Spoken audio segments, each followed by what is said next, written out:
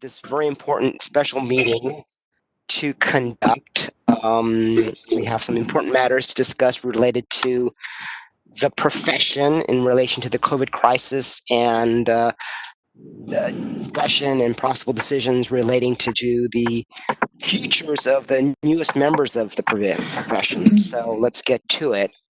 Let's move first to item 1, the calling of the quorum. I'll hand it over to the Secretary, Dr. McIntyre. Thank you, Mr. Mordomi. Okay, we will start with Dr. Wong. Are you present? Present. Dr. Turetsky? I'm here. Dr. Garcia? Present. Ms. Brandvine? Present. As Dr. McIntyre, I am here, present, and Dr. Calgucci, not here yet. Mr. Mordomi? Present. That makes 6 members of the panel here, and that does create a quorum for us. Thank you. Great, thank you very much. I would like to announce we will be taking some of the items out of order for the convenience of some of our speakers, and to there's probably a little bit more logical order than that published on the agenda for our decision making. So let me go through the order that which we would like to conduct our business. Our next item will be public comment for items not on the agenda. Then we will introduce our new board member. And then we'll skip to item 5, which is discussion of presentation of optometry colleges, school deans, and California Optometric Association regarding the need for accommodations and impact to students. After that item, we'll return to item 4, presentation of the Office of Professional Examination Services. Then we'll go to item 6, discussion of alternatives to the NBO exam for 2021. Then 7, discussion of consumer applicant employment impacts and possible actions to adopt a plan for alternative competency verification. And then the final item will be adjournment. So with that, unless there are any objections, great. Let's move to item 2, public comment for items not on the agenda. Madam Moderator, would you please open up for public comment? This is the moderator, and at the direction of the board, I have opened the Q&A feature. If you would like to make a public comment, please click on the icon located at the bottom of your screen and type "I would like to make a comment" and send to all participants. I will take all comments in the order they are received. You will be given 2 minutes to make your public comment and provided a 10-second warning. I will take all comment requests in the order they are received. I will pause a moment to allow individuals time to access this feature.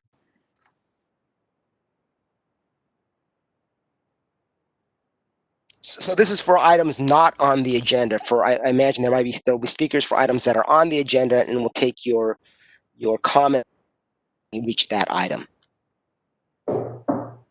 Correct. So just for agenda item number 2, we do have an individual identified as Kristen Schultz or Christine Schultz. Your microphone has been unmuted. Schultz, thanks so much for taking my comment.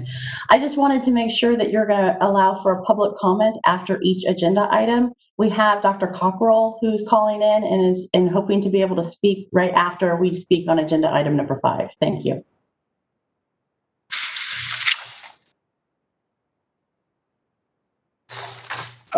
Thank you, Ms. Schultz. We'll make sure we allow for that public comment.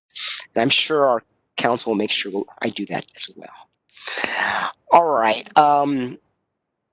So hearing no other requests for public comment, let's move on to item 3, introduction of new board member. On behalf of the board, I'd like to welcome and introduce Dr. Jeffrey Garcia as the newest member of the board. I think we're very, very lucky to have Dr. Garcia on the board. He is a civic leader even before he arrives on the board. service in our military, service with the Chamber of Commerce, the Lions Club. He's a very active member of his community. And I was, even this COVID crisis, I was very fortunate to get a tour of his Lemoore clinic. And you can get that tour too if you go to his website, and he has a virtual tour of his offices. He has beautiful, beautiful and a beautiful optometry practice. So welcome, Dr. Garcia. You're welcome to have some words of introduction if you wish. Okay. First of all, I want to thank all of you for welcoming me to the board, especially President Mark, Glenn, and David for calling me a week or so ago, welcoming me. So that was a nice surprise, but it made me really feel like a part of the team, even though this is my first meeting. Thank you, Shara, and your crew for helping me onto the board. You have a great team that made it very easy as well. Just a little bit of history about myself, other than what Mark has already mentioned. I've actually been wanting to be on this board for many years, probably over 15 years, but because of vacancies and life, the timing never worked out well. But I'm glad that I finally found that opening onto the board, and I look forward to participating. Hopefully I'll bring a little bit of a different perspective to the board. I'm from San Diego, but I actually have lived here in Central California for the last 30 years or so. I practice and live in Central California, which is south of Fresno, north of Bakersfield. And this region is unique in that it's one of the fastest growing areas of California. It has one of the highest per capita Medi-Cal rates, and we have significant healthcare access issues. So it's unique demographically, geographically, and culturally in many ways. So hopefully I can bring a little bit of a different perspective to the group with that respect. As Mark mentioned, I do have 3 offices here in Central California. I do practice with 3 other optometrists, 22 staff members, and I'm proud to say that I'm an adjunct professor for Western and for SECO. So we do have externs come through every 3 months to our practice, which has been something we've done for about 3 or 4 years, but I've really enjoyed working with the students. It really keeps us on our toes, keeps us sharp, and it's really great to be able to work with the next generation of optometrists and see what they're learning and kind of give them a different perspective of private practice and kind of expose them to Central California. In fact, I did hire 2 of the students that came through my practice. So we do have two new young graduates in our office, and I've been able to facilitate new graduates finding jobs here in the Central Valley. So it's been a win-win all around as far as working with the colleges. As Mark mentioned, I am a Navy veteran, so I'm proud of my service there. And I also serve, just for full disclosure, on the COA Ledge Committee, and have been proud of the work that we've all done there. I was able to work closely with Assemblyman Salas on our last scope expansion bill here a couple years ago. He's our assemblyman, so I do have a little bit of experience there, and Christine has been great working with her with the COA. So just looking forward to working with each of you, becoming a part of this team, and doing great things for the people of California and for the profession. So thank you all for your welcome. Thank you, Dr. Garcia. Those were very nice comments. I'd like to open the floor up to any board members if they wish to comment as well or ask questions. Seeing no waving of hands, I'd like to open up the floor to any public comment.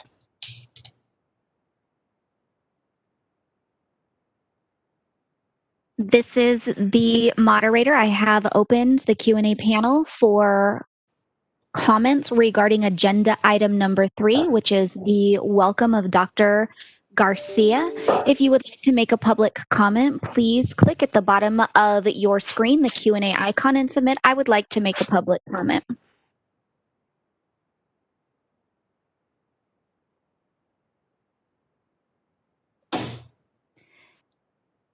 Mr. President, at this time, it does not appear we have received any requests. I take that back. One did just come in. And by the name of Elizabeth Hope, your microphone has been unmuted. Good afternoon. I wanted to just extend my gratitude to Dr. Garcia and say thank you so very much for your service and everything that you're doing. We really appreciate the opportunity to have you serve as a mentor for our students from Western U. Thank you. Thank you, Dr. Hoppy. Fantastic. There are no additional requests. Would you like me to close this feature? Yes, please. Feature has been closed. All right, let's move on to agenda item 5, the discussion of presentation by the Optometry College School of Deans and the California Optometric Association. Executive Director Murphy, Executive Officer Murphy, how do we have a particular lineup of the presentation? You're on mute.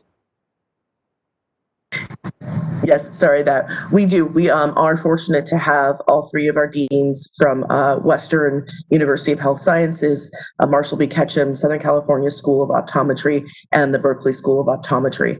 I believe they each wish to make a comment, and we'll start with their comments and then move to the presentation of student letters and additional comment from Christine Schultz, Interim Executive Director of the COA.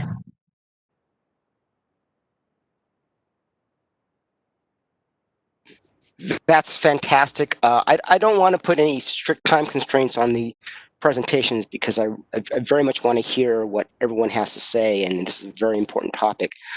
However, what is our kind of ballpark estimate for these presentations total in terms of time?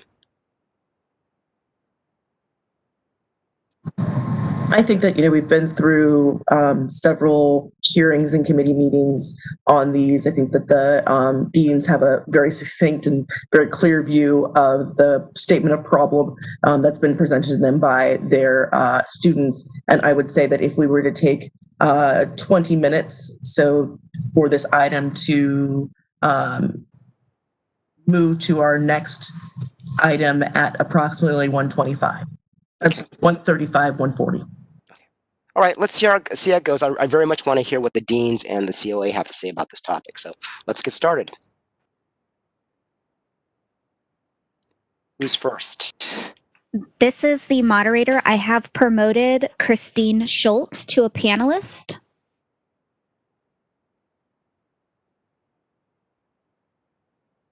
Does COA want to go first, or are we having the deans go first? This is Christine. Our intent was to have the deans go first. With that, this is the moderator. I will go ahead and promote Jennifer Coyle to a panelist, as well as Dr. John Flanagan. Both have been promoted. Good afternoon, everyone. This is Jenny Coyle. I apologize, Dean Coyle. If we could also be sure to elevate Dean Elizabeth Hoppy. Thank you.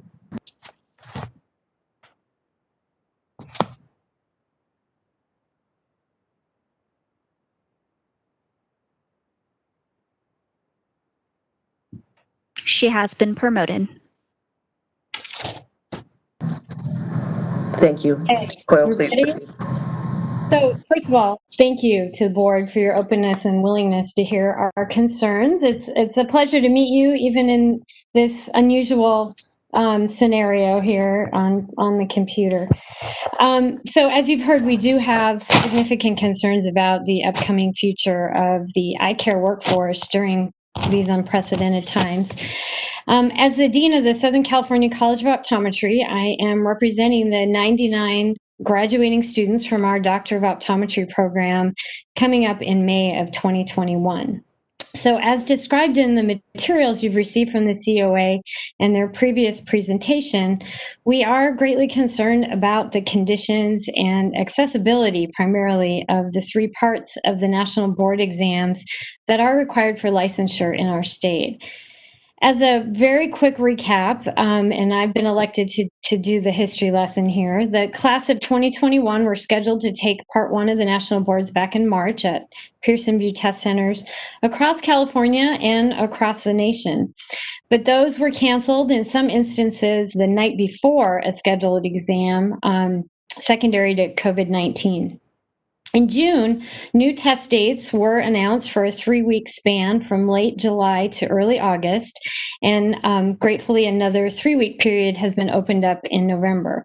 The targeted summer administration, as you can imagine, was definitely preferred by our students because they are scheduled to take part 2 in December. So those that take part 1 in November would then turn around and need to take part 2 a month later.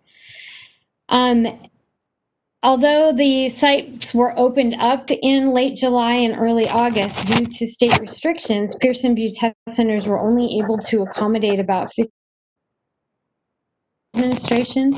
So some of our students in California were not able to find a slot until the November administration. I had students who were able to find a slot at a Pearson VUE test center in a different state. For example, I have one student who had to fly to Texas to take part 1. We're concerned about the November administration. As you can imagine, if there is a resurgence of this virus, will we be faced with stay-at-home orders again and those test centers suddenly close? And then likewise, we are concerned about our students being able to actually access part 2 in December if the same scenario occurs. Also, at the top of our worry list is the fact that our students are really in the untenable position of having to travel to Charlotte, North Carolina to complete the third portion of the MBEO sequence, because currently we only have one test site in our country. So during this public health crisis, our students really have no choice except to take a high stakes exam that is basically 7 states and 2,400 miles away from us. And then, as you can imagine, there are scenarios that add to the complexity of the situation because some have health conditions that put them in high-risk categories, and some live with individuals who are at high risk. And then we have some who have disabilities that might impact their ability to access air travel. So in normal times, unique scenarios do occur and they do provide challenges, but they are definitely exacerbated in a pandemic. For example, I have a student who's unable to fly and must drive to Charlotte to take part 3. So they need to take several days off from clinic just to make the minimum 35-hour trip, assuming no traffic getting across our state, to get there. And it's another 35 minutes back, or 35 hours back. So basically, these circumstances do create an unequal playing field for those candidates who already have access issues. And then there is the risk if they are exposed to an individual that has tested positive for COVID-19, or if they suddenly exhibit symptoms of their own, they will then be forced to quarantine, possibly up to 14 days, which would require then missing another 2 weeks of direct patient care of clinic. And ultimately, it could delay their graduation. At the end of the day, and this is kind of the reality check, or at least at the end of their educational journey, these bright new doctors are facing an unknown financial reality.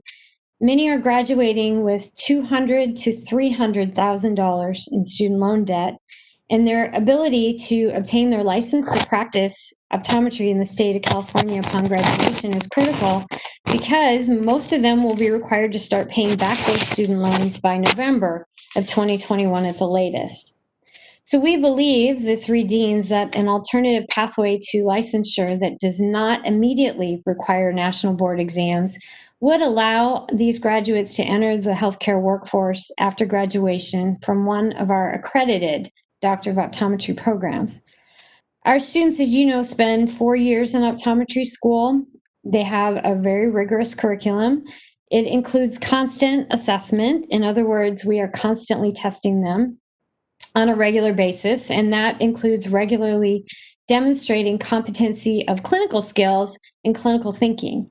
Our students provide direct patient care to over 1,000 patients during their 3rd or 4th year, and they're graded on their performance of those patient interactions. And ultimately, the way that they perform is important, and they must pass before they can move on from year to year in our curriculum or move on in advance in clinic. So we believe, and we're asking you to consider a temporary licensure pathway that would allow them to provide essential eye and vision care immediately after graduation, and also provide time for them to safely complete the necessary national board examinations when the public health crisis subsides. So I appreciate your time and your willingness to allow us to be here in front of you, and I thank you for our leadership in our state, and thank you, Dr. Garcia, for joining the board. I believe Dr. Flanagan will speak next. If I can jump in, I think the order, unless Dr. Flanagan wants to go next, I was going to jump in. Is that okay? That's fine with me. Board members, I suggest we listen to all the three deans, and then we can ask them questions after their presentation. Thank you so very much. I am very grateful for the opportunity to address the members of the State Board regarding this very important topic. And thank you so much to Dr. Coyle for setting the stage and talking a little bit about the history of what has transpired. I'm Dr. Elizabeth Hoppe, and I'm the founding dean of the College of Optometry at Western University of Health Sciences. I need to disclose to the board that I currently serve as a member of the board of directors for the National Board of Examiners in Optometry, and I have been a member of the NBEO board of directors since 2013. I've been elected to every position in the board's leadership structure, including secretary treasurer, vice president, president, and past president. Prior to serving on the NBEO board of directors, I've served as an item writer, a member of the development committee, and a member of the examination council for more than 30 years. I understand the value of testing. I sincerely believe in the value of testing. Testing is vitally important to ensure that our doctors of optometry are competent to enter into practice.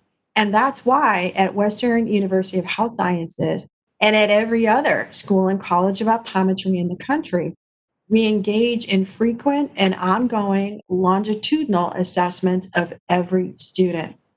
Over the course of the four-year curriculum, graduates of Western University of Health Sciences College of Optometry in the didactic portion, which includes the lectures, laboratories, skills development, and case-based learning, every student will be tested with a total of 186 low-stake quizzes, 83 high-stake comprehensive cumulative examinations, and 14 competency or proficiency practical examinations. Over the course of the four-year curriculum, graduates of Western University of Health Sciences College of Optometry in the clinical education and patient care services courses, our students will receive over 100 written assessments that evaluate 8 different domains with 36 detailed competencies, such as, but not limited to, case analysis, technical skills, knowledge base, clinical thinking, and patient management.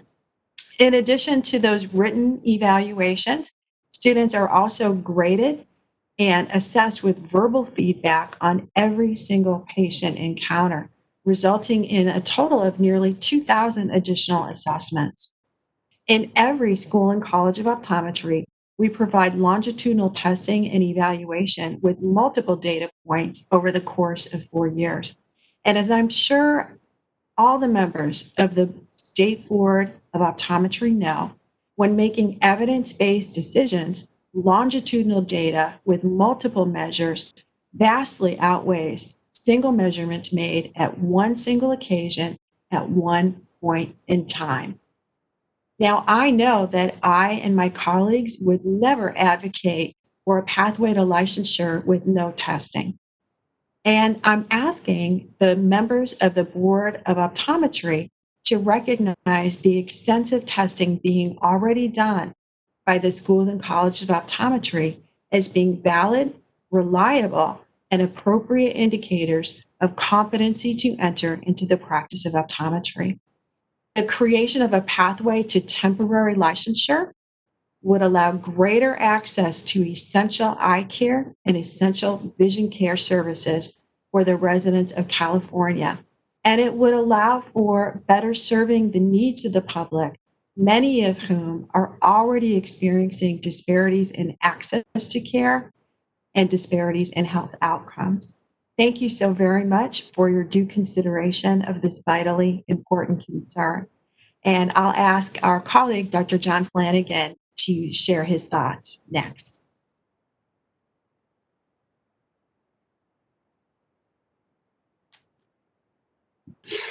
Thank you, Dr. Coyle, and thank you, Dr. Hoppy.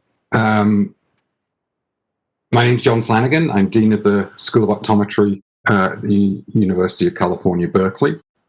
I would like to thank the State Board for this opportunity to once again address you on this very important consideration of emergency planning for a pathway to licensure. I also should disclose that I'm currently president of the Association of Schools and Colleges of Optometry. As you've heard from my colleagues, there are key issues to our plea for a temporary license mechanism and accessibility for our students to their chosen career of optometry.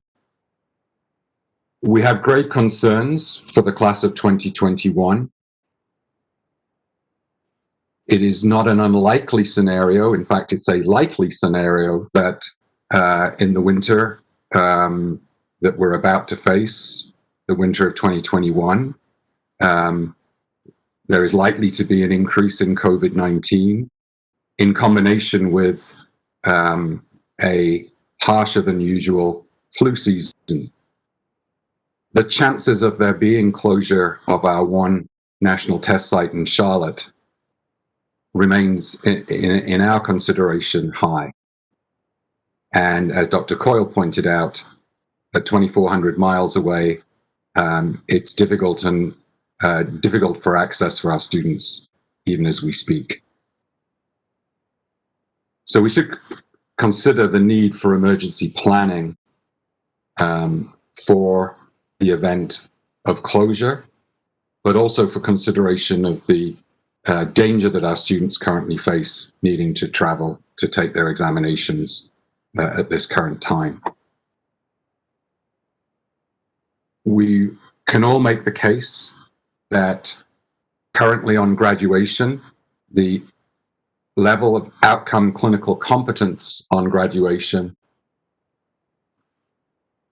is adequate for protection of the public in terms of the clinical competence of our graduating students.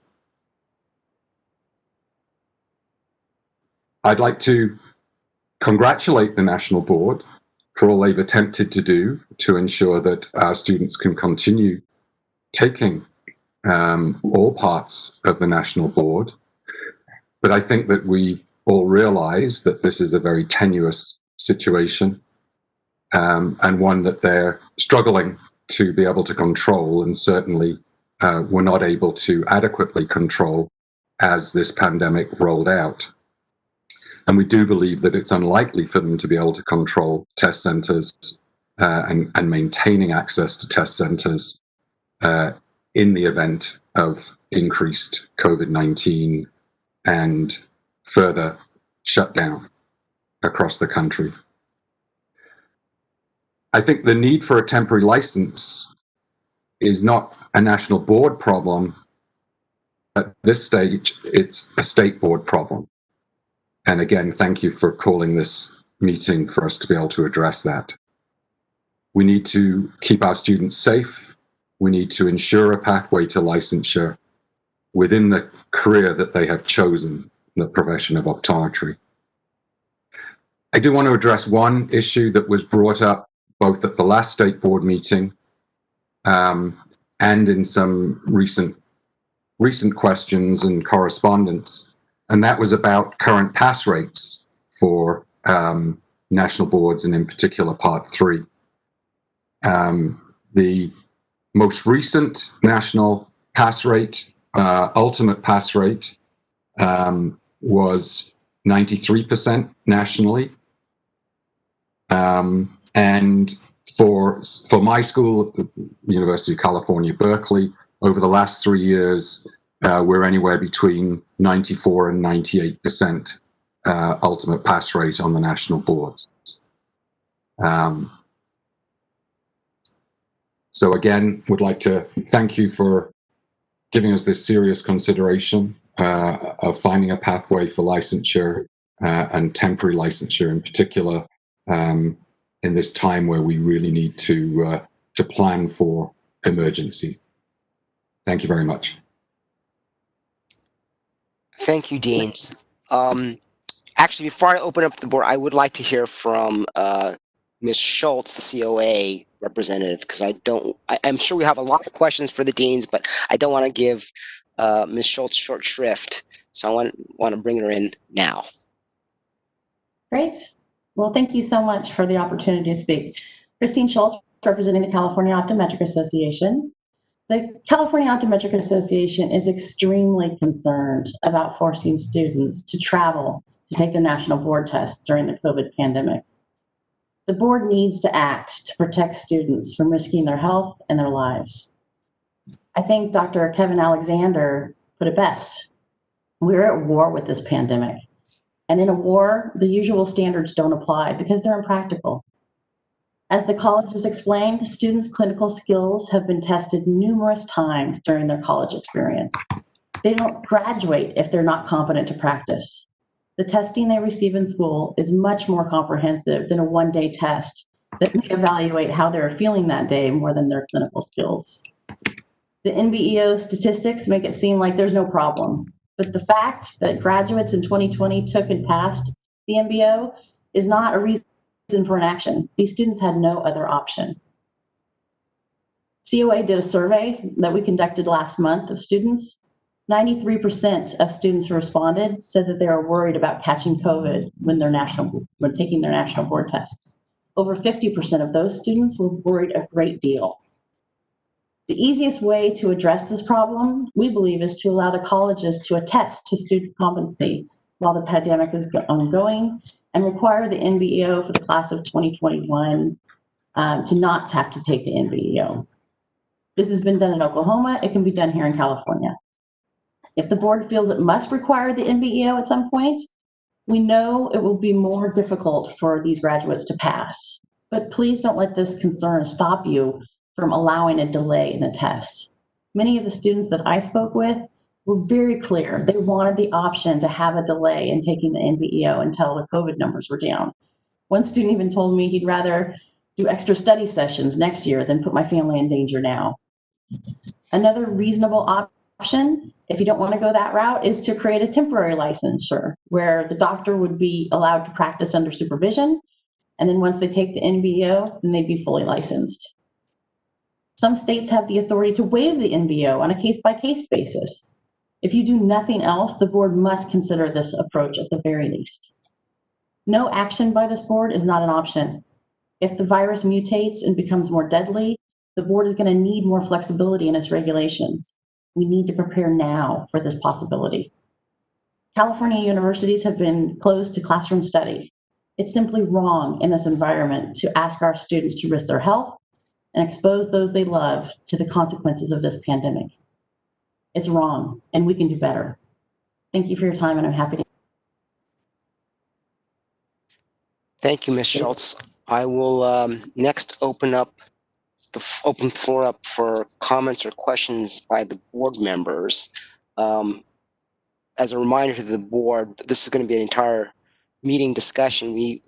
Our actions or our options will be discussed in item 7, at which time, as a heads up to our legal counsel, I will be asking about what powers the Board of Optometry has regarding temporary licensure, et cetera, via regulation, et cetera.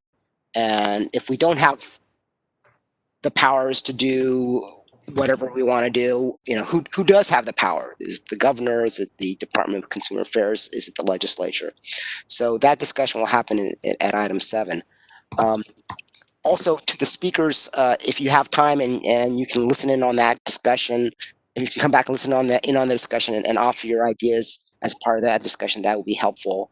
And then finally, the remarks that all of you gave are very interesting and very informative. If you have any a writing summarizing your remarks, particularly the numbers that you provided to us, I think we welcome them into our record because we can use that as support for whatever action we want to take.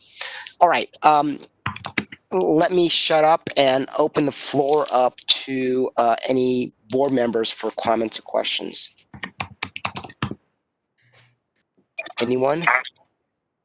Yeah, this is Jeff Garcia. I do have a couple questions. The first one will be to Shara. Do we know what the other state boards are doing at this time? We do, Dr. Garcia, and part of number 4, the presentation from OPES, will run through the waivers that have been provided and the actions that other boards have taken. Thank you. I thought I saw another hand raised. Okay, David. Actually, following up on Dr. Garcia's question, I know that what other states are doing is the topic for a later agenda item. I am wondering, however, whether the deans also know the answer to that question, because the deans may have information different from what OPES has. So I'd like to hear what the deans know. And what are the other colleges doing would be the follow-on question for the deans. Yeah.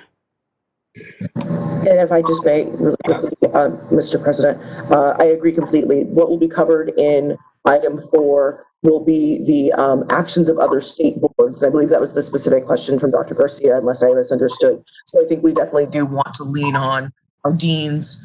We also have within our attendee list, Dr. Jill Bryant, who is the executive director of MBEO, who may have some information on the ways in which other states have attacked this challenge as well. So deans, do any of the deans wish to comment on Dr. Garcia's questions? I can comment. ASCO received a document from ARBO, from ARBO's executive, listing their current state of knowledge for every state. My understanding is that our state, that your state board, our state board received the same document. So I think we're all working off the same document, and it's very up to date. And I don't think there's anything to add to ARBO's document. All right, thank you. Jeff, I think you also asked what are other schools doing? I guess in other states. Is that right, Dr. Garcia? That's correct, because our situation is not unique here in California. So what are the other states doing to the other colleges and the other states doing to mitigate the risk of testing? I can speak of 3 examples from Michigan, from Alabama, and from Oklahoma. And each of those states have an excellent partnership with their schools and colleges of optometry in those states. So in the state of Michigan, they did allow a pathway for temporary licensure. They made that decision in the early phase of the pandemic and concluded that at the end of July.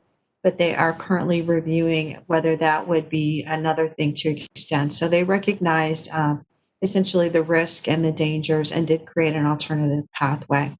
The state of Alabama has longstanding had an opportunity for temporary licensure in between the time of graduation and the time of completing the state licensure requirement.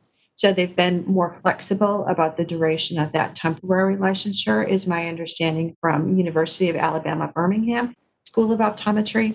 And in Oklahoma, we'll hear perhaps a little bit more detail about that process. But the university in Tahlequah in Oklahoma works very, very closely with the state board and even provides some additional assessments, communications, et cetera, to support the licensure decision making. So those are 3 good examples of the partnership that the schools and colleges have formed with some of the state boards.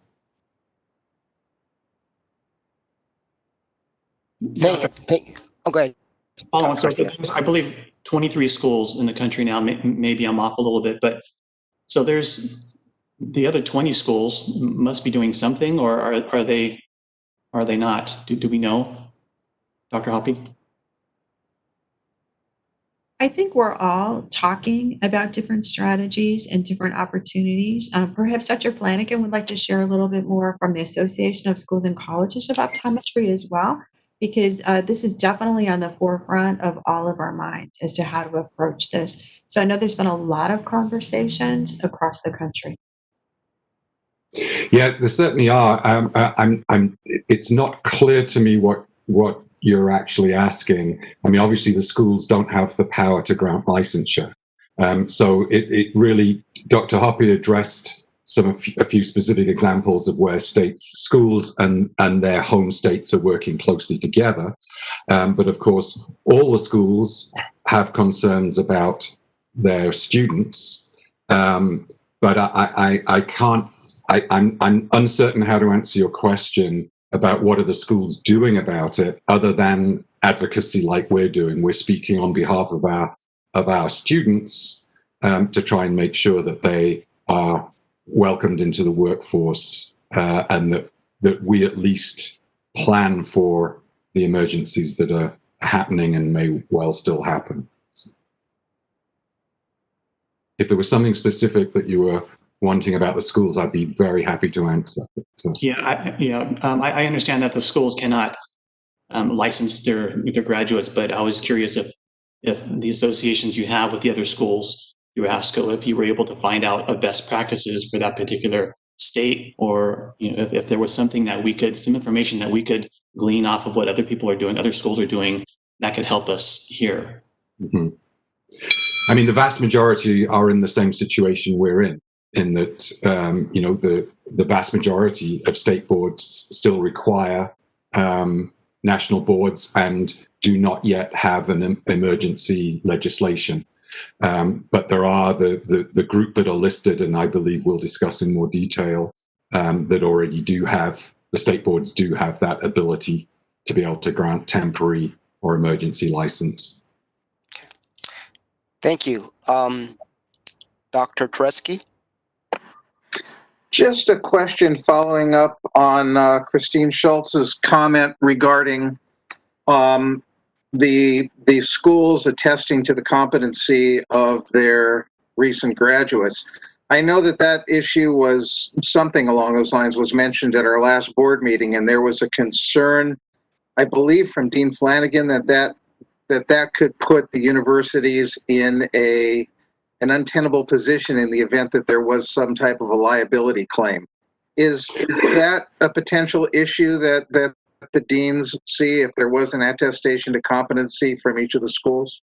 If I could answer that, no, it was true. We had some discussion that led to me saying that that there could be issues of liability with the schools, but it was a different question. So, from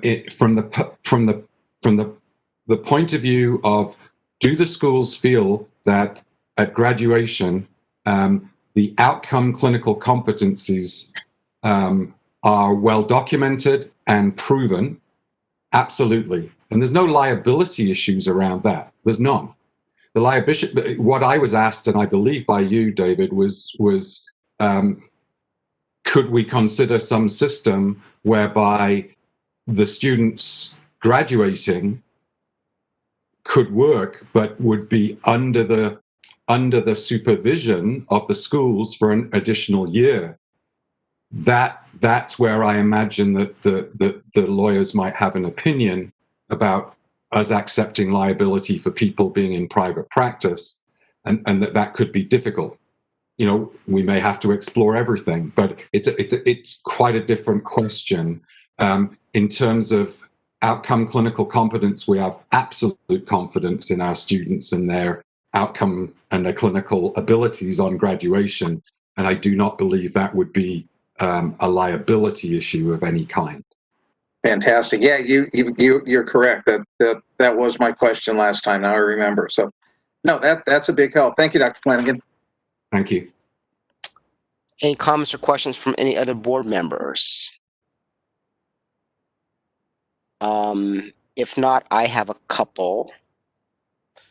So, in any of the schemes in the other states where they do have a path toward temporary licensure, is there an additional requirement under those regimes that the temporarily licensed optometrists work under the supervision of a licensed optometrist? Is there anything like that, like an apprenticeship or something similar? I think other professions might have that or may have had it in the past.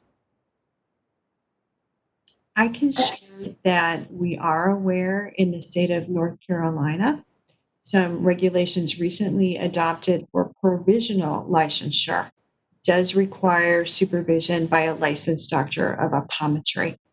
In some of the other states, there are circumstances where there may be a process for attaining licensure with advanced scope of practice, particularly use of lasers, where there's almost an apprenticeship style for a small number of cases or a duration period of time on that pathway for licensure in those states.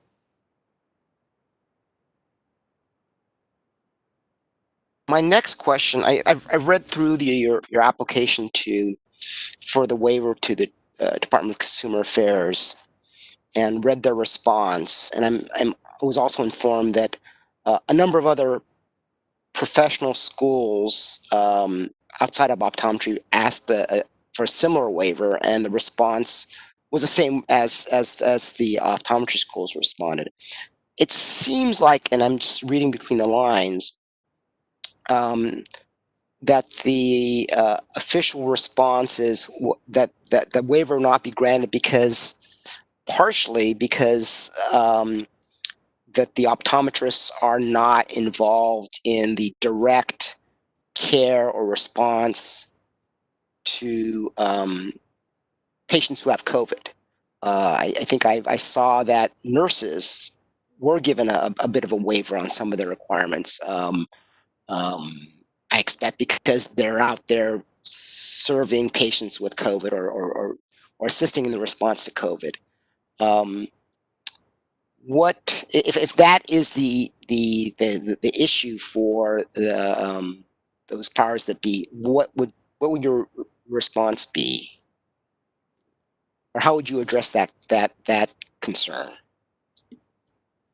Mr. President, if I could for just a moment, we will go into more detail during the OPS presentation, but just to clarify that nursing was not given a waiver of its testing requirements. Okay. All right. Well, I do have an answer, though, also, by the way. This is Christine Schultz with California Optometric Association.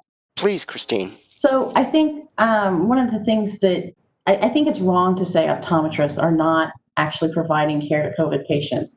Not only are they providing care to COVID patients, they're keeping patients out of the emergency room. Optometry, according to the American Optometric Association, optometry diverted more than 200,000 during COVID-19 March surge. And so I think it's important.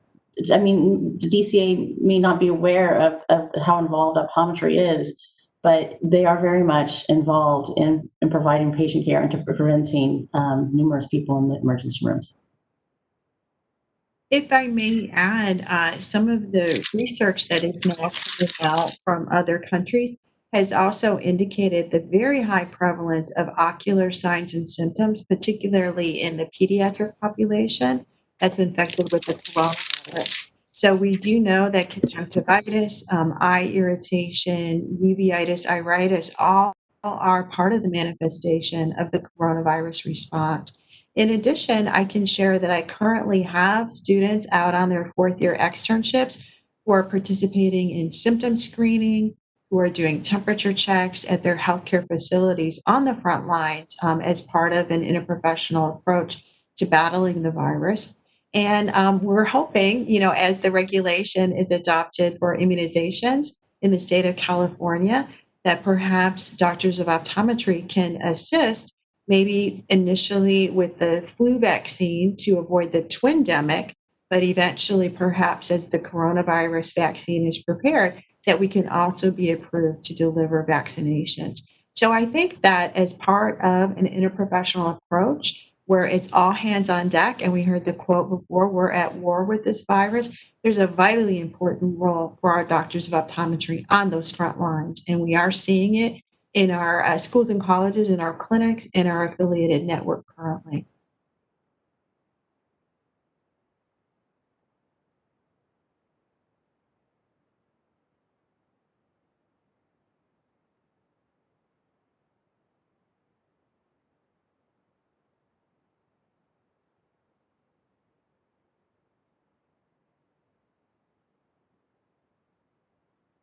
Oops. I'm sorry. Was I on mute? Moderator, would you open up the floor for public comment? Yes, open up the floor for public comment, please. All right. This is the moderator, and at the direction of the board, I have opened the Q&A panel. If you would like to make a public comment, please click on the Q&A icon located at the bottom of your screen and type "I would like to make a comment" in the ask field and send to all panelists. I will take all comments in the order they are received. You will be provided a 2-minute time frame to make your public comment and a 10-second warning. I do have an individual identified as Robert Summer. Your microphone has been unmuted. Yeah, hi, this is Robert Sumner with the Assembly Committee on Business Professions. Just to briefly say that Assemblymember Lowe would like to echo the urgency of the issue related to the Part 3 exam and the various implications of having to travel to North Carolina to take that during the COVID pandemic. It's an issue that was probably worthy of examination during the board's next sunset review prior to the health crisis, but obviously this associated issues. So again, just generally, the chair wished to kind of lend whatever voice he could on behalf of COA and the schools, and then also commit the committee's resources to anything that could be useful on the legislative front as solutions are explored. Thank you very much. Thank you. Ms. Schultz, did you tell me there was someone else that wanted to speak on this item? Was I mistaken? Yes, we had Dr. Cockrell from the Oklahoma, and he's saying that he can't activate the button for questions. So he's having some technical difficulties, looks like. All right. This is the moderator. I can manually unmute him. Would you like me to do so? Yes, please. Okay. Mr. Cockrell, you have been unmuted.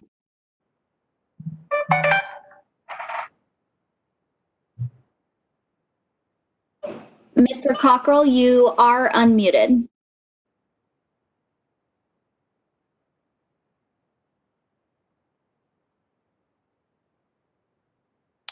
Well, as we're trying to get him on the line, Madam Moderator, do we have any other members who are seeking public comment? I have not received any additional requests at this time. Okay, so why don't we work to get Dr. Cockrell on? Can you hear me now? Yes. Oh, perfect. Thank you very much. This is Dr. David Cockrell, and I am a practicing optometrist. I'm also a state board member in Oklahoma. And as you all are dealing with this issue now, we dealt with it this past year with multiple situations. We had students who were unable to complete Part 3, who were seeking licensure. We also, through the Oklahoma College of Optometry, have about 30 residents who annually take our board to do residencies either at our local VAs here in Oklahoma or through the Oklahoma College of Optometry. We looked at the qualifications of the individual applicants, and then we tried to find a way to create a situation where they could actually practice. As we looked at it, we leaned upon the information we got from ASCO and from the schools and colleges of optometry to determine whether or not we thought these applicants were competent. As you all know, the state board's job is not to look after optometrists, is to protect the safety of the public. And in reviewing that, we found the same thing that the three deans have just attested to, that our schools are really where the rigorous education takes place, but more than that, the rigorous testing takes place. And we ask ourselves, was there truly a reason that we should keep someone from moving into practice because they were unable to access a board due to no fault of their own? At the same time, just as been discussed, we had two students, one with MS, one with another problem, that had they been able to travel to North Carolina, would not have been safe for them to do so, but it was not going to impair their ability to practice. Based upon that, our state has the authority to waive the requirement of passage of the national boards. And so in this particular case, we did a formal review, formal motion to waive requirement of national board passage during the pandemic.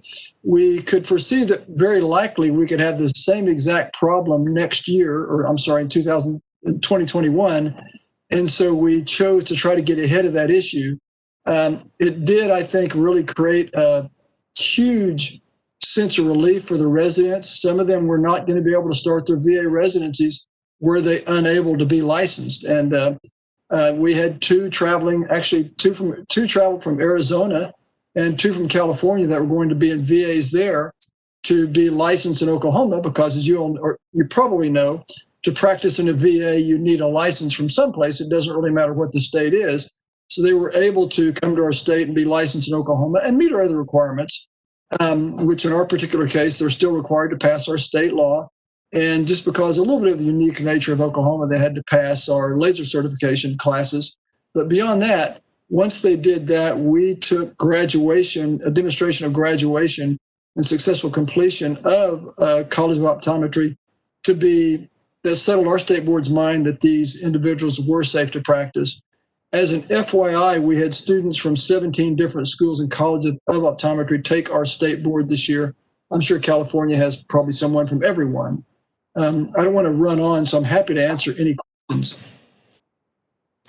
Board members, are there any questions for Dr. Cockrell? This is Jeff Garcia. Dr. Cockrell, did you say that you waived all three parts of NBEO or just part 3?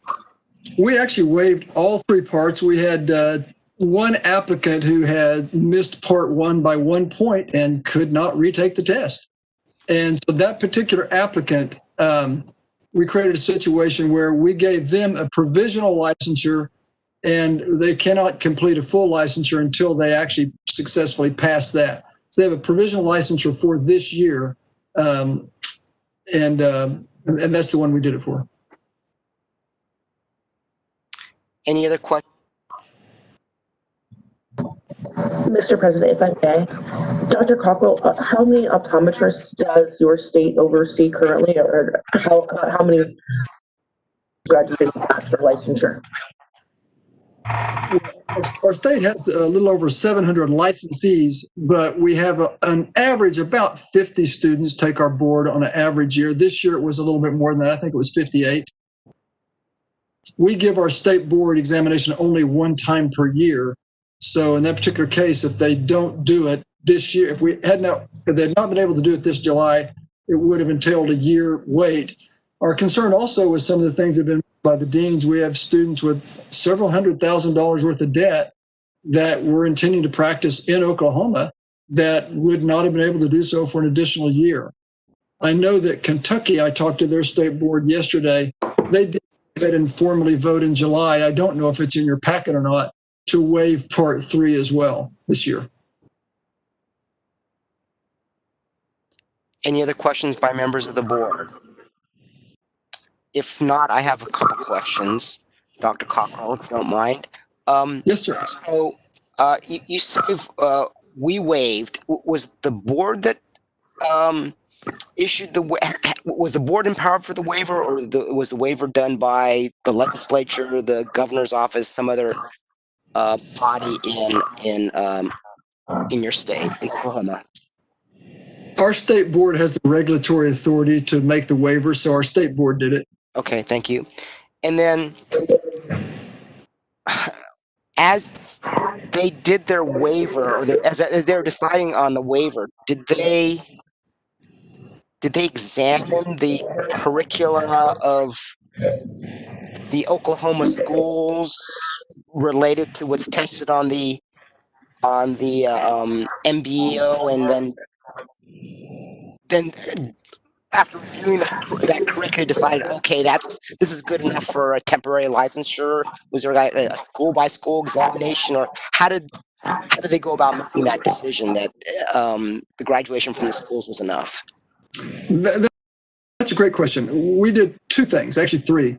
We did obviously request information from the Oklahoma College of Optometry, because we have the majority of people who typically take our board are from Oklahoma, but we also requested information from ASCO itself so we could compare the curriculums from the other schools to the Oklahoma College of Optometry curriculum.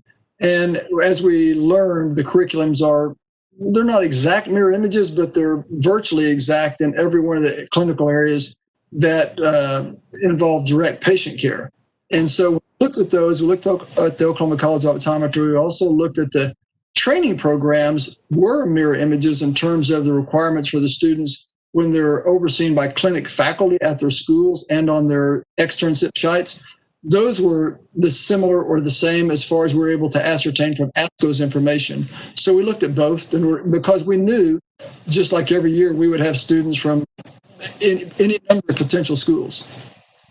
Okay.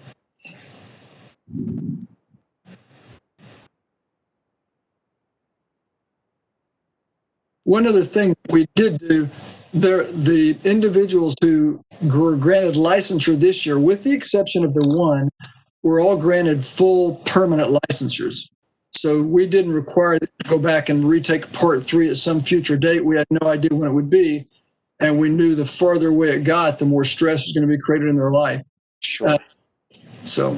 Okay, that's interesting. And so the waiver is not just for graduates of Oklahoma schools, but for graduates of any school in the country, or any accredited school in the country?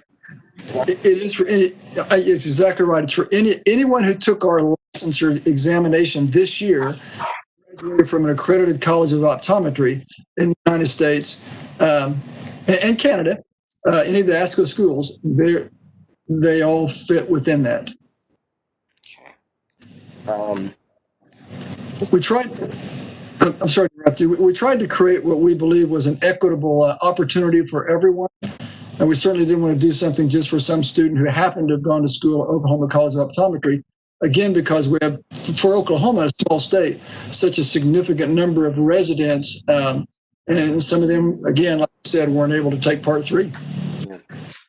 This will be a question for legal counsel later on in our discussion, and as to whether or not the state or this board have the power to grant a temporary license or a waiver, whether we could limit that just to graduates of California schools, or whether we would have to, if we were to take that, if the decision maker were to take that step, whether that step would have to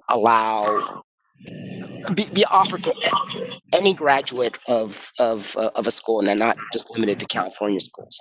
You don't have to answer that question now, Rebecca. It's a question I'm just posing to you that we need to think about and know the answer before we take any final action. All right. Any further questions by members of the board? Any further comments from members of the public? I'm sorry, David. Jeff? Yeah, Mark, I have one more question for Dr. Cockrell. So, Sure. in Oklahoma, traditionally, in a typical year, are parts 1, 2, and 3 of MBO sufficient to get licensed, or is there a separate state exam as well?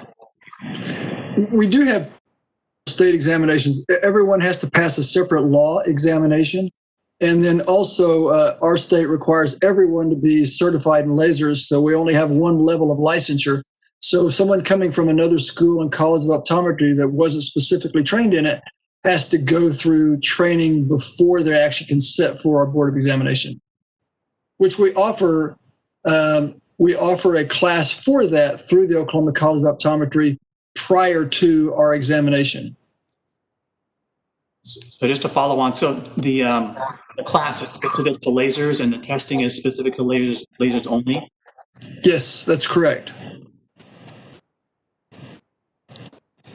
Any other questions by members of the board?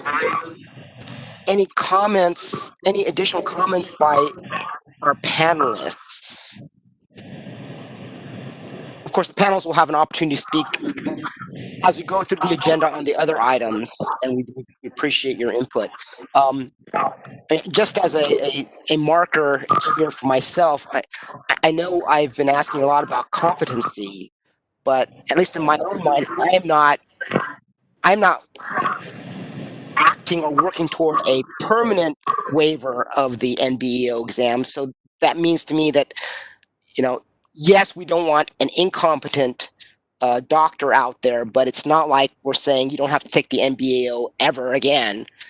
You have to take it eventually anyway. So we're just talking about, are they competent for this temporary period, so we can actually test permanent competency through these exams. So it's just kind of a measure for my own mind. All right. Mr. President, if I may. Yes. It is Shara. Your comment goes back actually directly to a comment that was made about North Carolina. So in North Carolina Standing Authority, their current statutes, they maintain a statute specific to externship. So this isn't an action that's been taken during the pandemic. They allow an optometrist who is awaiting testing to work under the supervision of a licensed optometrist. They are required to have that optometrist physically present during each examination.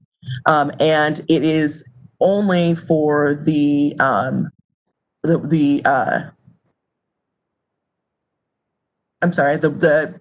when waiting for those examination results.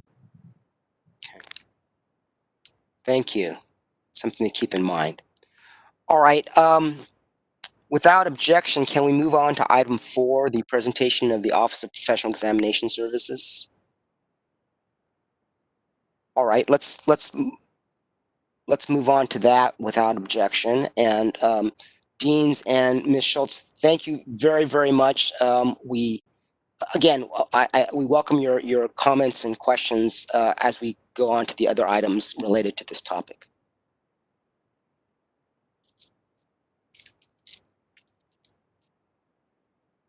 So, Shara, do we have the representative from OPES available? Yes, we do. We'll be hearing from both Dr. Heidi Linzer and Dr. Tracy Montez. They have been elevated to panelists.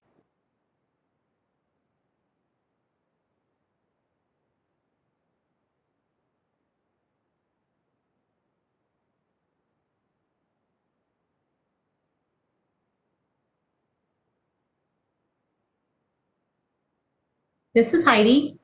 Can you hear me?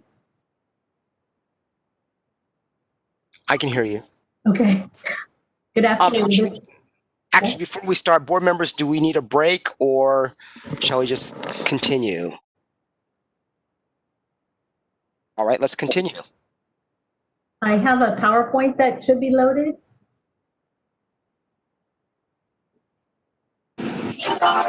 This is the moderator and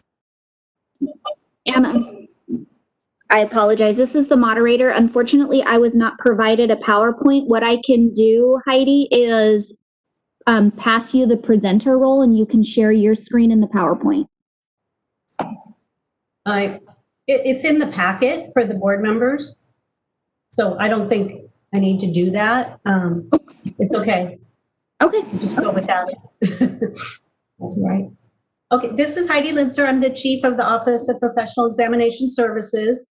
And in your packet it's very brief, just 3 PowerPoints, and some of it has already been covered. So I just provided a description of the different examinations that are required for optometry licensure, which you all are, I'm pretty sure, well aware. There's the part 1 examination, and this was discussed by the deans earlier. So part 1 usually taken during the 3rd year, MBO part 2 taken during the 4th year, and then the part 3, which is the subject of the concern right now, because it's only offered in North Carolina. And just to give you some some background of why OPS is in this discussion is that we are consulting division of Department of Consumer Affairs. We work with the various boards and bureaus in DCA to make sure that their licenses are valid and legally defensible.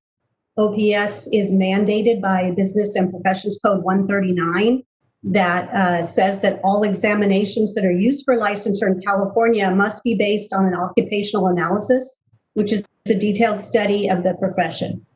The occupational analysis is a legally defensible method to determine the content of the examination to ensure that it measures safe and competent entry-level practice.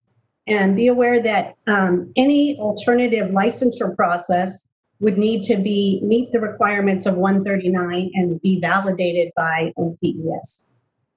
As part of BMP 139, OPS was mandated to develop a policy 1802, licensure validation policy, which requires reviews of all national examinations to ensure that they meet testing industry standards and guidelines, and to make sure that the examination content is appropriate for California.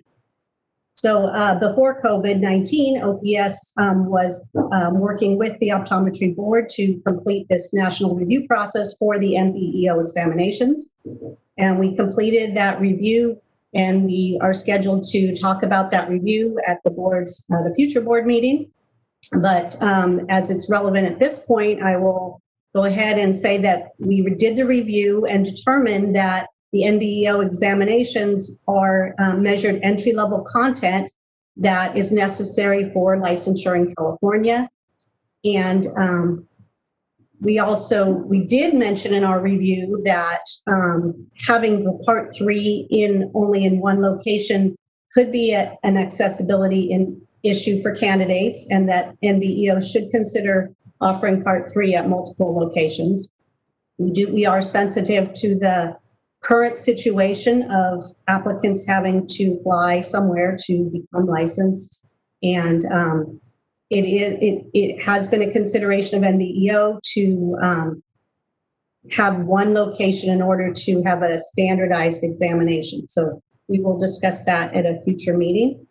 However, the examinations that are required for licensure, not only so do they meet 139 according to OPES's evaluation, but the examinations are listed specifically in your regulations in 1531 and in 1523 and other codes that are in your packet. So from a psychometric perspective, these exams are legally mandated, and they ensure that the board is in compliance with BMP 139. So if the board was to try to consider alternative licensure processes, I said, those would need to also meet BMP 139 requirements. And Tracy is going to talk about what other boards who are in a similar situation as your board, who have a practical examination that has become difficult to administer or difficult for candidates to get to due to COVID-19. Thank you, Heidi. I'm assuming I'm heard. Yes, thank you. Yes.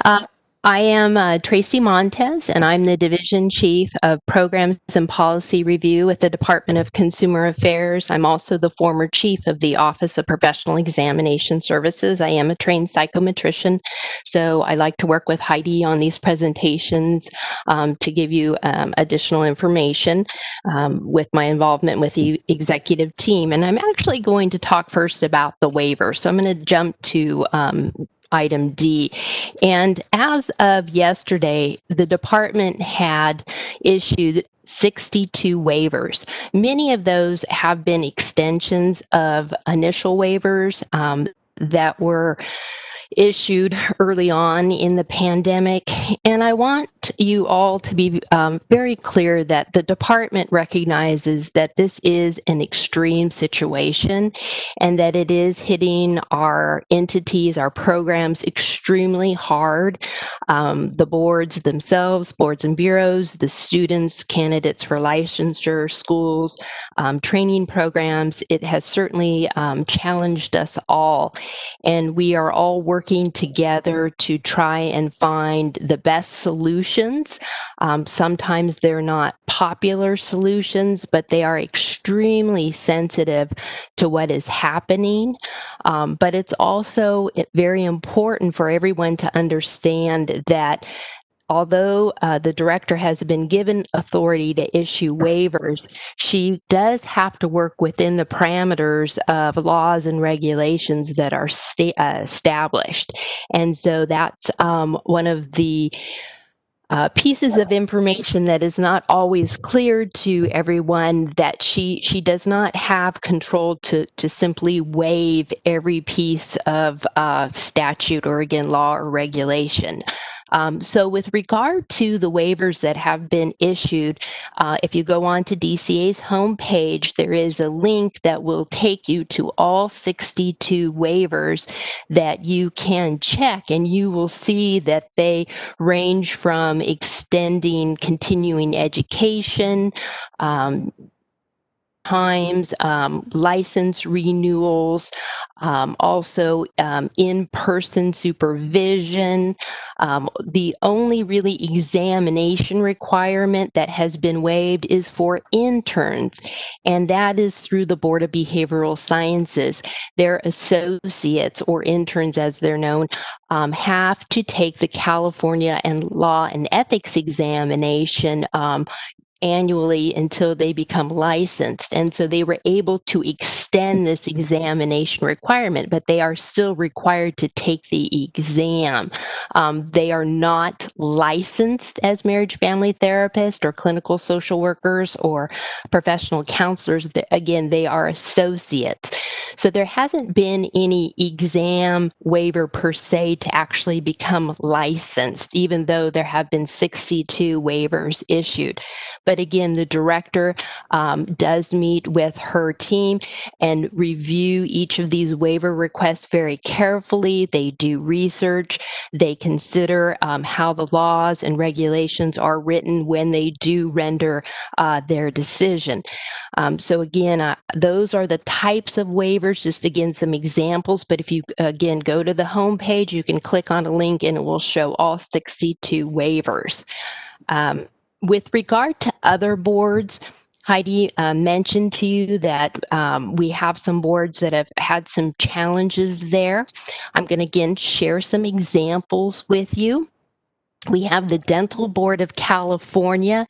They're registered dental assistant in extended functions. It's a relatively small program, but they are required to have a clinical exam that is patient-based, and they are having difficulties obtaining sites with the schools. The schools are not doing testing right now, so it is prohibiting the candidates from advancing.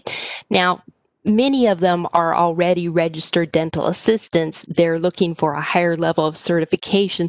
So fortunately for many of them, they're still able to continue to work. However, they cannot advance. So at this time, the board is looking for options, but they are essentially cannot move forward until they can locate some sites. The colleges are willing to work with them. We also have the hearing aid dispenser. These individuals have typically had a clinical or practical exam about 4 times a year where we bring in large groups. They have had to revise their process, and what they're doing is smaller exam administrations implementing health and safety procedures. So that's another example. Another board that we recently met with and spoke to the issue is the Dental Hygiene Board. Again, registered dental hygienists are required to take a clinical exam, and we are finding that they are having difficulty recruiting patients to participate. They do work with national associations associations, there's a variety of them. They're actually more like regional associations, and those regionals are allowing non-patient versus patient, but it is still creating some difficulties for the dental hygienist and how the requirements in their law are written. So the good news for most of our programs is that although there were delays in taking their written exams via computer-based testing, most of those sites have opened up. In fact, our department's vendor PSI is now at full capacity. And so we do see a trend where those exams offered in that modality are opening up. Candidates are being able to examine. It's where we have these practical or clinical exams that we are having, again, some challenges. But we're trying to work with the boards that we can. As Heidi has mentioned, if alternatives or options become available, we work with the board to make sure that it's valid and reliable and fair. And again, look for ways to create opportunities. And we know that some of these boards have looked for waivers, but again, they have not been approved by the director. But again, we're continuing to look for other avenues so that they can meet their laws and regulations. Before I end my part of the presentation, I'd like to just briefly comment on a few things that I heard, because again, a lot of really great points were made. But as a representative from the department, again, I want to make sure that the board always keeps in mind that the mission is to protect consumers or patients or clients. That's the mission. Of course, we always want to make sure that our exams are fair and valid, which means that we don't want to have any artificial barriers to licensure. So I really think it is important to look for alternative ways to test, and especially a single location can be perceived as a barrier to licensure. But certainly at some point, the board may want to step back and go, are our exams needed? And maybe what kind of exam? Because I've heard a lot of information about how well the schools are doing, how high the pass rates are.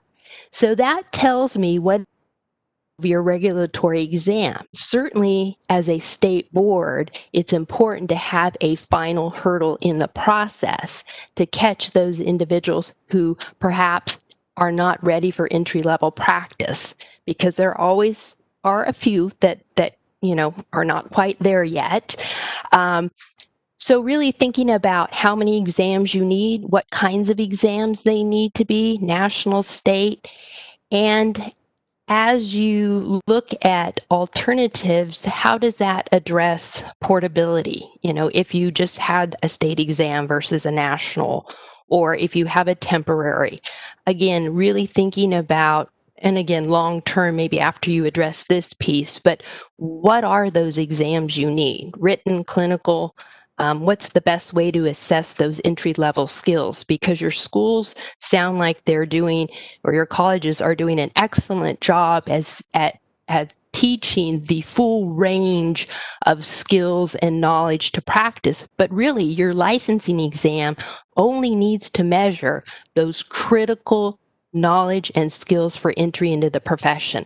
So really stepping back and looking at that. So again, Heidi has reminded you again about the various exams your board uses, how they need to meet Business and Professions Code Section 139, which is based on those national testing standards that NBEO uses, and that any modifications or adaptations should be vetted through OPS, and that we do have a number of boards that have some challenges, as your board does.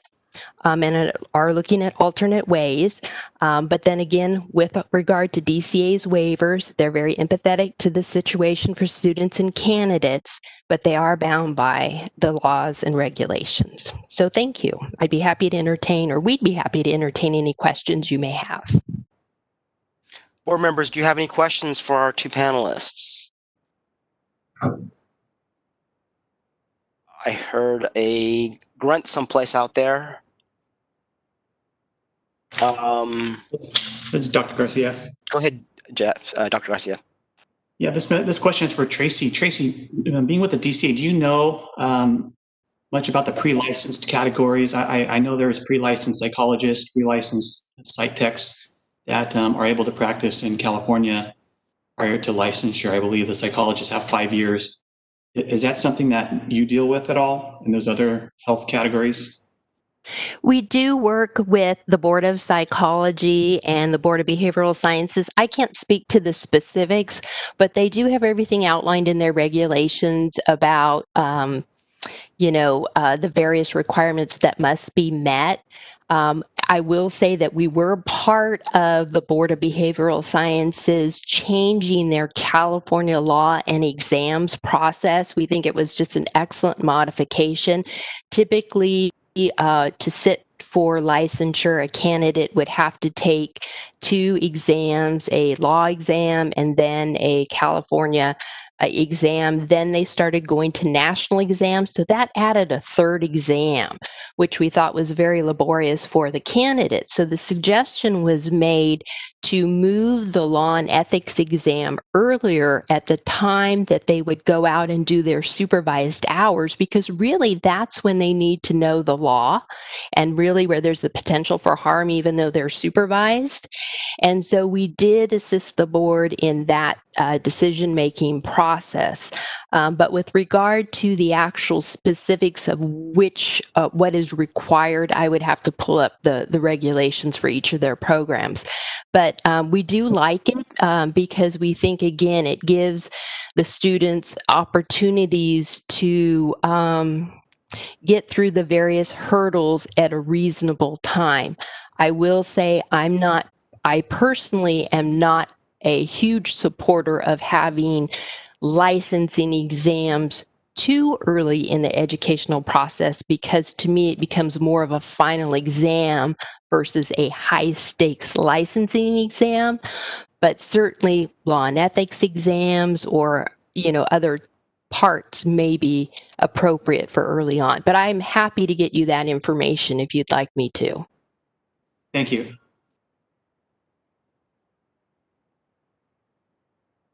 Any other questions by board members?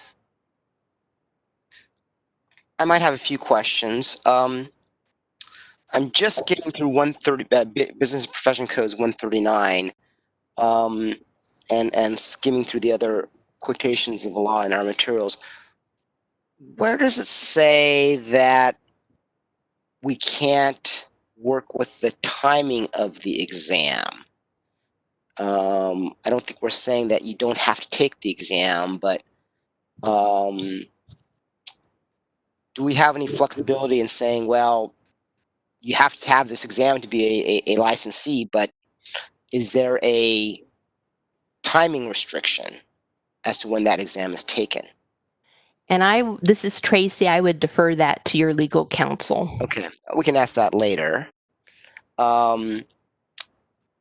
Someone there on the panel was discussing the temporary licensure. If we have the authority to create a temporary license, can you recount for me again the steps that would have to be taken in order to create that requirement or to allow for that temporary license? This is Tracy, and I'll turn it over to Shara shortly, but it depends right now how your regulations are written. If there is a mechanism to receive a temporary license without taking Part 3, that may already be in your regulations. So there could be an opportunity for candidates to get licensed, not doing the full spectrum of skills, and then take Part 3 at a later date. Shara, I'll let you correct me or expand as needed. So I'll have Rebecca back me up here too. Our reading of the law and through our discussions, in order to be licensed, one must have completed satisfactorily parts 1, 2, 3, and the California Law and Regulations exam. It does not appear that we have the ability to issue a license of a temporary or non-temporary nature if those 4 pieces have not been completed. So what you're saying is under either the law or our regulations or both, there's no such thing as a temporary exam. Excuse me, a temporary license, that once you're licensed, you're licensed. That is correct. Neither our statutes don't give us the flexibility to create that. And then, of course, then there aren't regulations if there isn't a statute to which regulations can be tied. Okay, and statutes are passed by the legislature, not by us. Correct. So, panelists, regarding waivers of some of these requirements, who has the power to grant those waivers again? The director has the power to grant waivers. Okay. And not the Board of Optometry. Correct. The governor issued the authority to the director under Executive Order N3920. Okay. And then my last question, maybe this is more for Shara. Do we have any rules about, I heard the word interns practicing, externs practicing. Are there similar pathways for an optometry student, for example, to work in the optometric field without having a license? That is not a provision that we look for specifically. If you'll give myself and Rebecca a moment to just make sure, I'm not aware of a statute particularly pertaining to internship or externship, but allow us to just check to make sure. Okay, fine. You don't have to give me the answer right away. I mean, I guess there's something, or maybe we don't regulate that. What if you are in your third year and you want to work in an optometrist office for the summer and do optometrist kind of stuff, as opposed to just mopping floors and filing papers. I would expect there's some way of doing that, but I could be wrong. David is shaking his head. Those are my questions. Does anyone else on the board have any further comment or questions? David, and then David first, then Lillian, please. Just a comment based on some texting that I did with Shara earlier in the week. Shara, you had mentioned that it's possible that if a licensee did not take Part 3, they could still be licensed with only a DPA certification. Is that correct? So that is one of the pathways. That is one of the pathways we discussed, but that in fact is not a possibility. It would require the removal of a particular regulation. This is 1523 Section F. So it can't. That's not a doable thing. That is something that could be requested by waiver. I'm not sure, again, as Dr. Montez mentioned, that is the way in which, not simply because, I apologize, there was another sort of example for, or reasoning for, the lack of waivers that have come out from the department.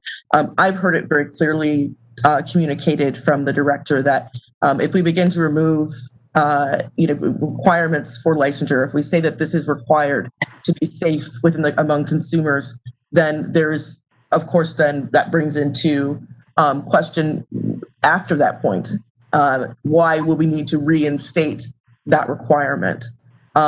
There is in item 6, we'll walk you through.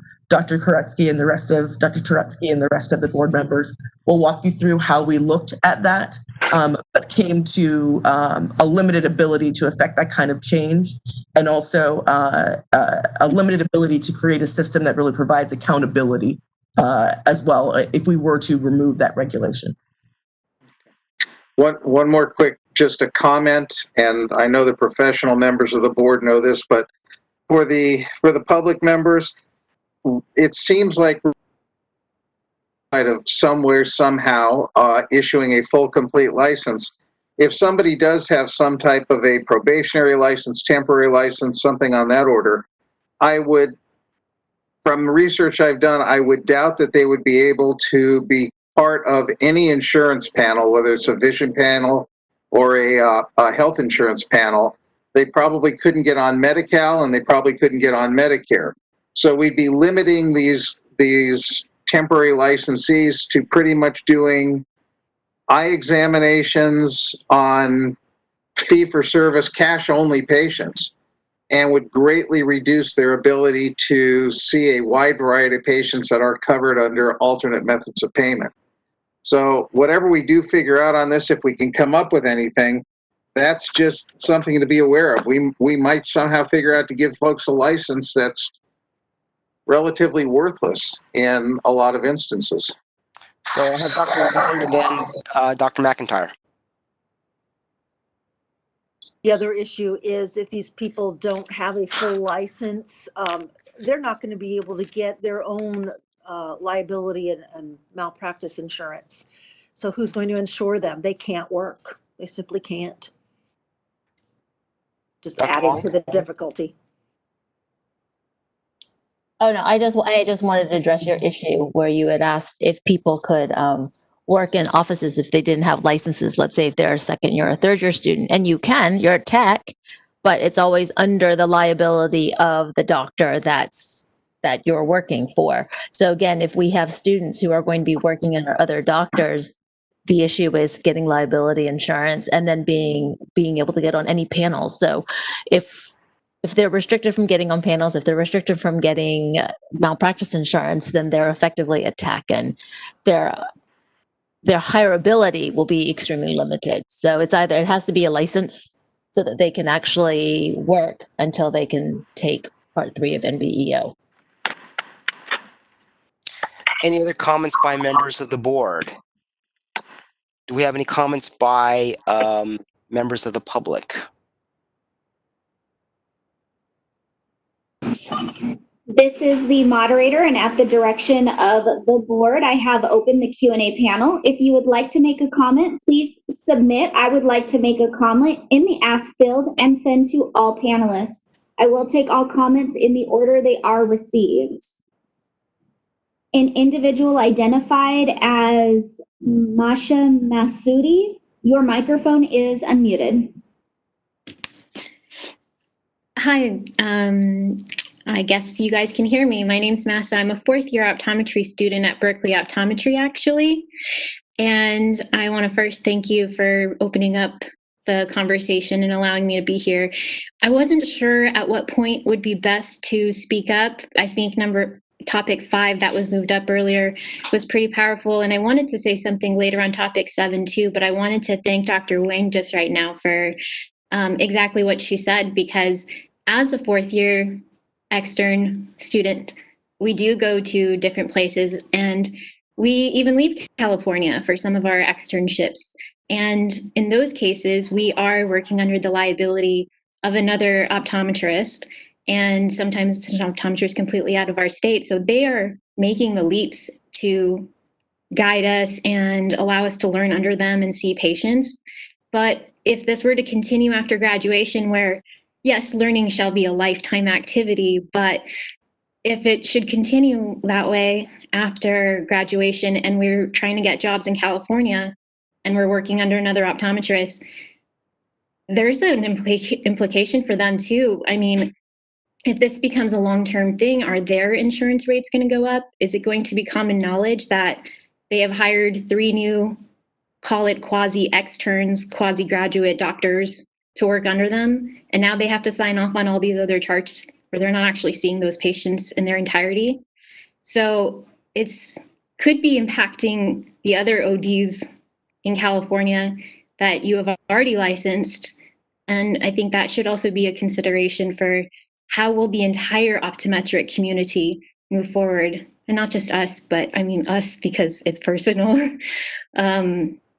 But if it's okay, I'd like to speak up again a little bit later around alternative ideas. And thank you for your time for now. Thank you. Thank you for that input. And you will have the opportunity to speak on other items, as many items as you wish, actually. Any other members of the public? We do. Our next individual is identified as Elizabeth Hoppy. Your microphone has been unmuted. Thank you. I wanted to follow up on some of the discussion regarding the regulations in North Carolina. I believe the use of the phrase extern is a little bit different in the way that their legislation is written, or excuse me, their regulation is written. So with your permission, I would like to read directly from the North Carolina website that shares a little bit more of the information. It says, in the absence of a license to practice optometry in North Carolina by either a new graduate or practitioner licensed in another state who wishes to apply for a North Carolina license, there is no statutory provision that allows an individual to practice except at the direct and under the supervision of a licensed optometrist or physician.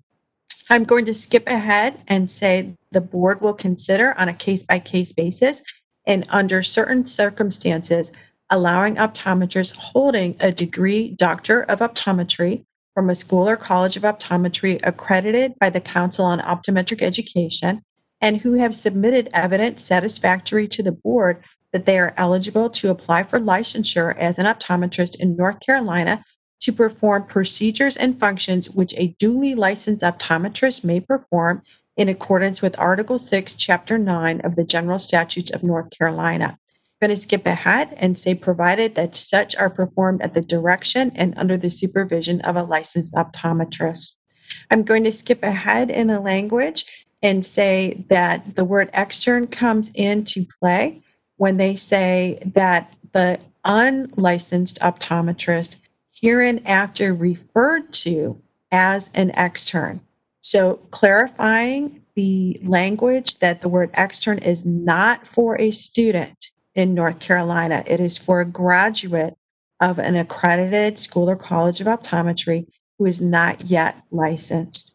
In interviewing the members of the State Board of North Carolina, we did find out a little bit more information that the period of time can apply for initial taking of the national board, waiting to take the national board, or waiting to retake the national board.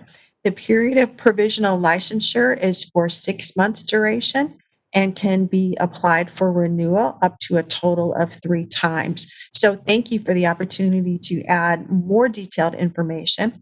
Also on that North Carolina board information, they have very detailed description of what supervision consists of, and it's really quite well developed in terms of the policies that they have formed. So thank you. That was my comment I wanted to share.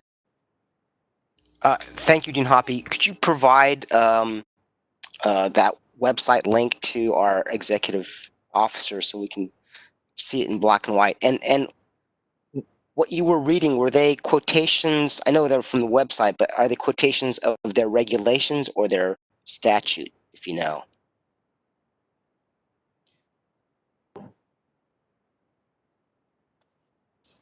Sorry, I keep accidentally muting myself. All right. I believe that this that I'm reading from is under their board policies, so they are regulatory, and I will send that link. Thank you.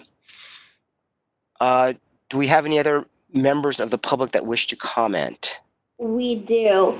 An individual identified as Jennifer Coyle, your microphone has been unmuted. Thank you so much for recognizing me again. I just wanted to, it was wonderful to hear Dr. Montez's presentation. And I wanted to just loop back to something I presented earlier that she brought up, and that was the issue of barriers for the candidate's ability to access the examinations. And the individual that I alluded to in my presentation actually has a identified ADA issue, and those are the types of barriers that I think have become more complex in this scenario. The other point I wanted to bring up is, it sounds like you're talking about 2 different pathways. One would be a provisional licensure that might be mirrored like what is happening in North Carolina under the supervision of another optometrist.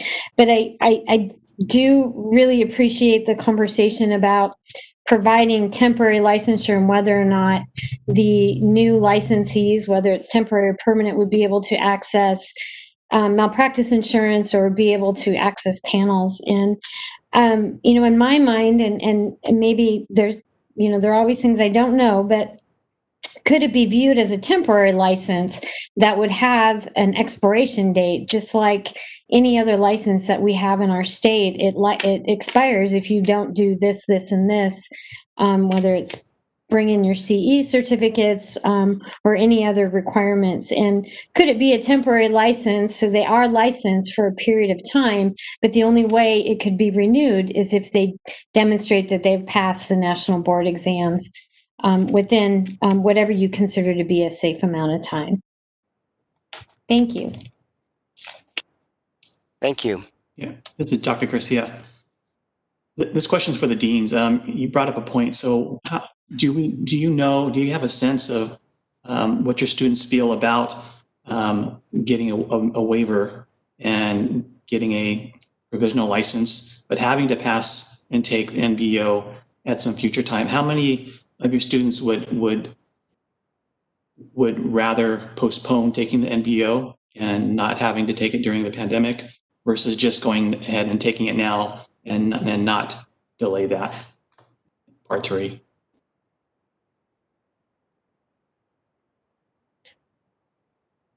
This is Jenny Coyle. I'd be happy to be the first one to attempt to answer that. I'll be honest, I have not polled them with that particular question.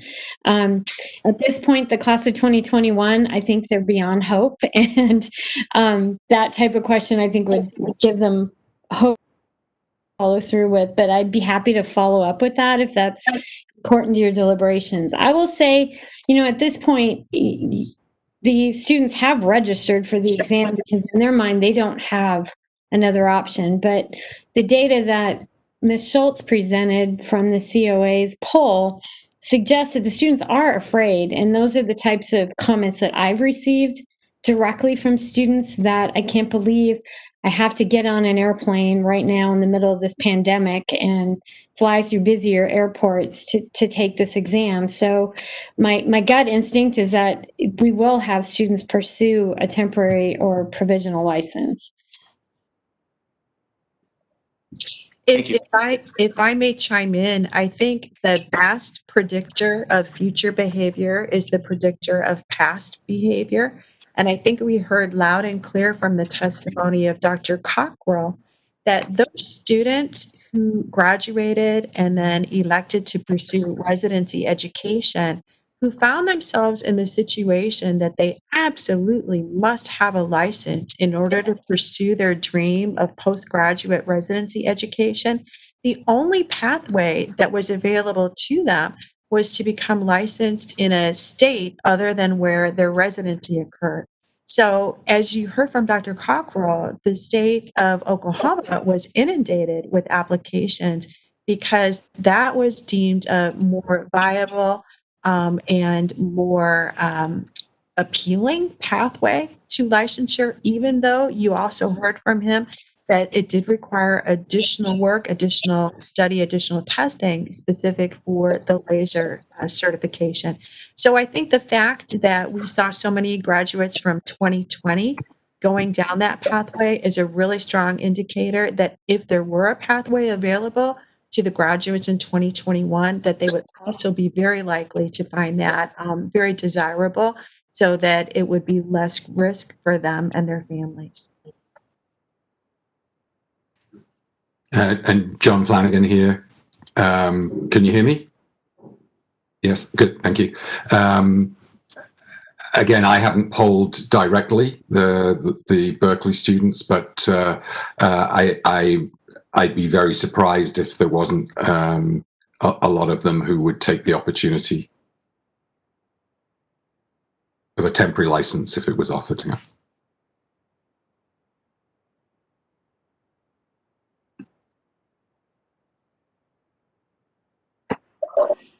Did you say okay, Mark?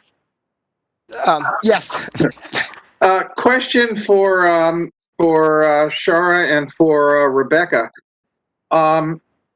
If we can somehow figure something out that can meet all the hurdles that we have to jump through and allow folks to begin their career and actually start to practice, with our responsibility to the consumers of the state as well as the state as a whole. If somebody turns out to have made a clinical boo-boo and it ends up costing a patient their eyesight while they are on this temporary status, what are the legal ramifications for the board and for the state when there are when that lawsuit is filed? I mean, does this, how will it negatively impact us, the DCA, the governor, if the governor's office is the one that approves some type of an alternate licensing scheme? Is that an issue that we should be concerned about?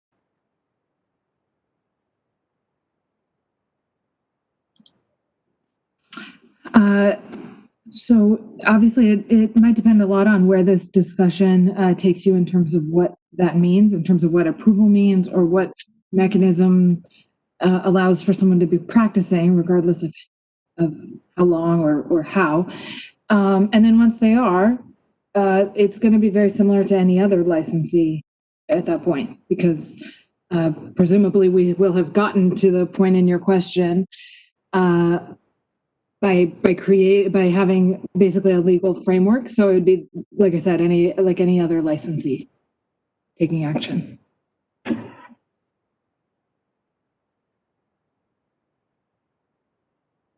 So I take that to mean, when you say like any other licensee, it's as if last year we licensed someone pre-COVID, and that person,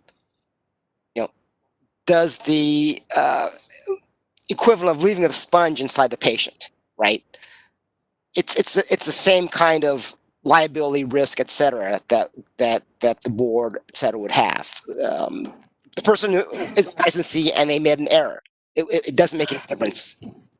Yeah, thanks for clarifying.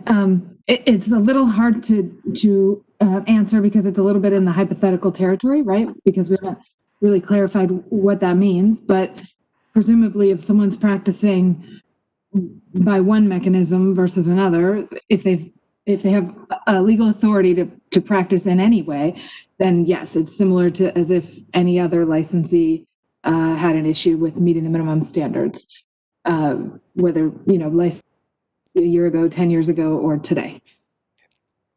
Thank you. Any other questions or comments by members of the board? Continue, David. Just because I know this is going to be a potential issue, we go ahead and we figured out some way to do this without taking Part 3, and these folks can get a license. I know that we have at least one, and I believe a couple of applicants who have been unable to get licensed in the state because they have failed Part 3 on several occasions. Could those applicants, these are past graduates, could those applicants now say, hey, I'm going to take advantage of this new way of getting a license in California since I no longer need Part 3? And are we going to be under the requirement to issue them a license if they've met every other standard? So we're yes, this question kind of presumes a little bit of a jump ahead, but so I think instead it's a useful way of, rather than being able to answer that, right, because we haven't fully fleshed out what that means, how would a person be able to practice without Section 3 at this point, right? So if the discussion takes us there and we kind of understand better procedurally how we might get there, then I think let's use your question as a consideration for what that means broadly. So then we say, okay, if what we're doing here today is looking at two categories of things. One is procedurally, how can we make some alternate option apart from Section 3. So procedurally, again, in this first category, procedurally, we're looking at, whether it's statutory, you had someone from Assemblymember Lowe's office weigh in earlier on their interest in the issue. So whether it's statutory or regulatory, and you have your reg attorney, Danny Rogers on this call as well, or, and our DCA representative, Tracy Montez, spoke to that issue about waivers, right? So just an example of some of the different ways to get where we're going, and that's a lot to navigate. Now, let's say we deal with that procedural issue, then we're looking at substantively, with your expertise as a board, what does that mean? What gives you, as Tracy Montez was alluding to, what gives you the comfort or the security that a candidate is going to meet minimum standards for the sake of consumer protection? And that's where you can start looking at things like, okay, well, if we think that, and I'm just throwing out random examples to make the point, but let's say, we think that rather than Section 3, if they're, constantly directly supervised and they, do XYZ else, then we feel comfortable that we don't need their results of their Section 3 of their exam. And then, as you're pointing out, well, that's going to capture more people than just the graduates affected this year with COVID. So what does that mean to us? Is that still sufficient that any candidate, even graduates from 2-3 years ago, that we're comfortable that even if they were failing Section 3, that these other things we're looking at would provide us that security? So that's a little description of why I've mentioned a couple times that in a way it's getting ahead of ourselves, because I think procedurally we have to look at how we can do anything. And then substantively, we want to look at what it is the board wants to achieve with that, which also might drive which pathway you might take. Thank you. Hi, this is Tracy. May I make a comment with regard to Rebecca's comments? Sure. And so, not to muddy the water more, but as Rebecca was mentioning, the decisions that the board would make from a psychometric perspective, we would want to do an analysis that involves licensees that would provide you with data to make those decisions in terms of what would be feasible for entry-level practitioners to do.